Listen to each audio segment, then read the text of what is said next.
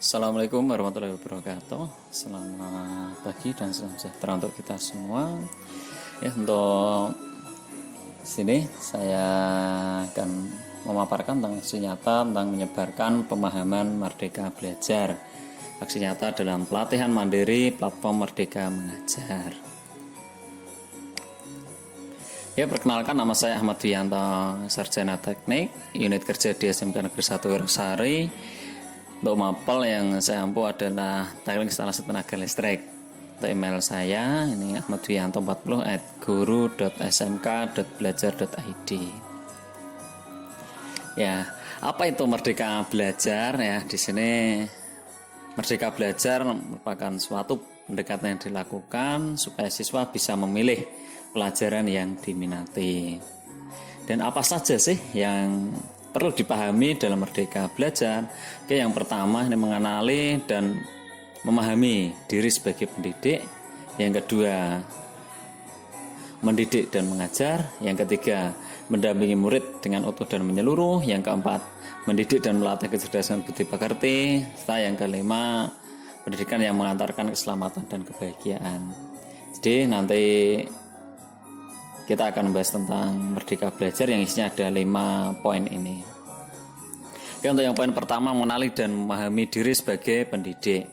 Oke, pendidik tentu sudah seharusnya mampu mengenali karakteristik dan kebutuhan murid. Akan tetapi, hal yang paling mendasar juga harus dimulai dari diri sendiri, yaitu mengenali kekuatan dan kelemahan diri kita sendiri. Ya, Bapak Ibu guru merefleksikan kekuatan dan kelemahan yang dimilikinya agar dapat mengelola apa yang dimiliki tersebut untuk berperan ya mendidik murid-murid kita. Ya, peran saya sebagai guru itu apa? Nah, peran kita sebagai guru yakni mengantarkan peserta didik menuju mimpi dan cita-cita yang diinginkan. Guru memiliki peran penting dalam pendidikan, khususnya untuk terus berinovasi, kan pembelajaran menarik, inovatif, kreatif, menyenangkan, yang mengakomodasikan pada konsep Merdeka Belajar. Kemudian ingin menjadi guru yang sayang. Nah, di sini saya ingin menjadi guru yang mandiri, reflektif, kolaboratif, inovatif, dan berpihak pada murid. Yang mendidik dan mengajar, mendidik secara menyeluruh. Kemudian ini sadar pendidikan merupakan bekal untuk muridnya mengisi masa depan, mampu mewujudkan 3 aspek dalam diri Anda. Yang pertama adalah aspek kognitif atau daya cipta, kemudian ada aspek afektif, rasa, dan aspek konatif, ini daya karsa. Nah, 3 aspek inilah yang dapat memberikan pendidikan menyeluruh untuk menjadi manusia seutuhnya. Nah, kemudian kita kenal juga dengan pendidikan selama 1 abad ini, ya, yakni mewariskan nilai dan budaya masyarakat yang relevan dengan masa kini, kemudian mengembangkan sesuatu yang dibutuhkan saat ini dan masa depan, menilai dan memilih sesuatu yang relevan atau kontekstual sebagai kontrol sosial. Dan untuk menjadi manusia yang secara utuh, di sini manusia memiliki 2 kebutuhan dasar, yakni kebutuhan lahir dan batin. Pendidikan seyogyanya juga dapat memenuhi kebutuhan tersebut. Oleh karena itu, dibutuhkan peran guru dalam memenuhi kebutuhan lahir dan batin murid untuk mencapai selamat dan bahagia. Apakah kita sebagai guru sudah menerapkan ini? Ya, mari kita koreksi diri kita masing-masing. Oke, yang ketiga, mendampingi murid dengan utuh dan menyeluruh. Ya, tidak ada individu yang sama dan zaman selalu bergerak dinamis. Ya. Hampir setiap kita menyadari hal tersebut. Kesadaran keunikan setiap dan semua murid merupakan suatu hal yang harus kita pahami ya, sebagai pendidik. Jadi kita harus sadar bahwasanya murid tidak sama masing-masing individu. Oleh karena itu, bagaimana strategi kita agar pembelajaran tetap berjalan sesuai dengan kemampuan murid,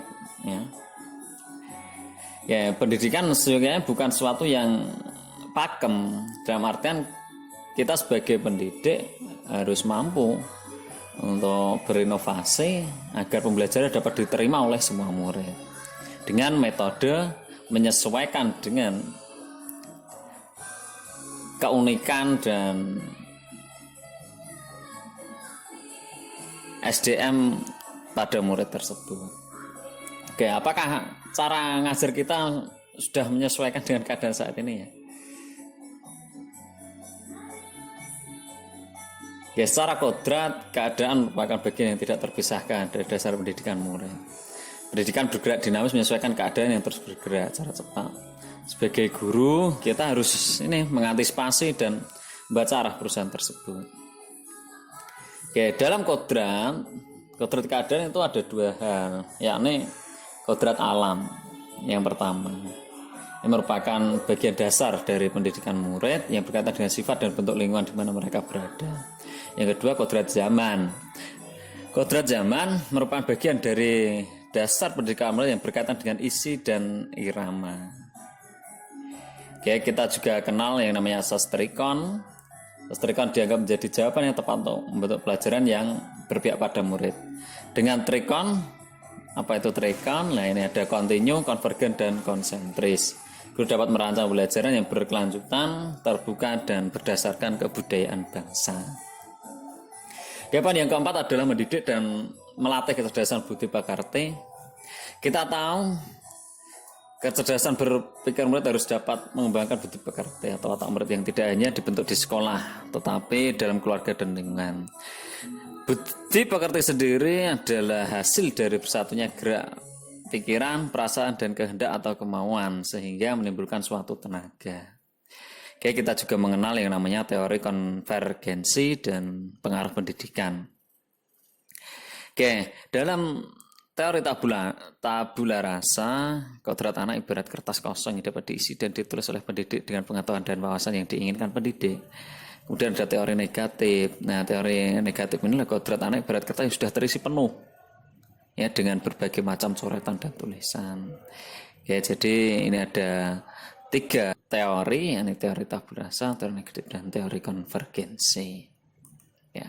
Kemudian yang pendidikan yang matang, pendidikan yang mengantarkan murid selamat dan bahagia. Ya, maksudnya gimana? Ya, selamat dan bahagia itu maksudnya adalah mewujudkan fungsi pendidikan di mana guru tidak hanya mengajarkan materi pelajaran, tetapi mendorong murid untuk menemukan pemahaman bermakna yang relevan dengan kehidupan sehingga membantu murid untuk mencapai selamat dan bahagia. Kemudian kita kenal sistem Among, yakni memberi contoh yang baik dan buruk tanpa harus mengambil hak murid agar bisa tumbuh dan berkembang dalam suasana batin yang merdeka sesuai dasarnya. Kemudian dalam abad 21 ini harus merdeka belajar, yakni kompetensi abad 21 yang menjadi kompetensi yang perlu dimiliki murid untuk menghadapi tantangan-tantangan ke depan.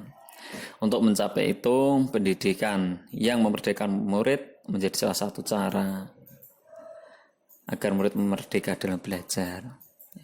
Menggali keingintahuannya dengan bimbingan guru, serta guru harus memahami bagaimana murid merdeka belajar untuk mencapai kompetensi abad 21.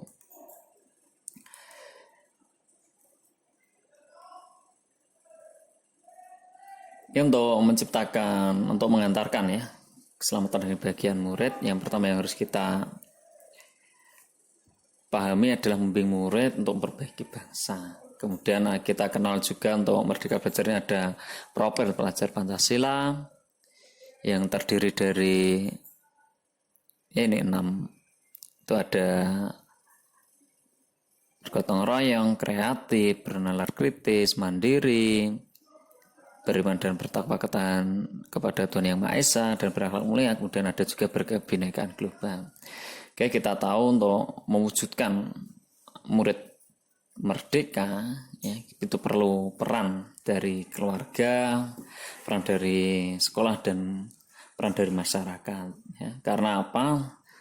Sentra dari pendidikan kita, yakni itu ada keluarga, sekolah, dan masyarakat. Oke, Ki Hajar Dewantara pernah menyampaikan bahwa pendidikan bertujuan untuk menuntun segala kodrat yang ada pada anak-anak agar mereka dapat mencapai keselamatan dan kebahagiaan yang setinggi-tingginya. Oke, terima kasih. Itu saja dari saya. Kurang lebihnya mohon maaf. Assalamualaikum warahmatullahi wabarakatuh.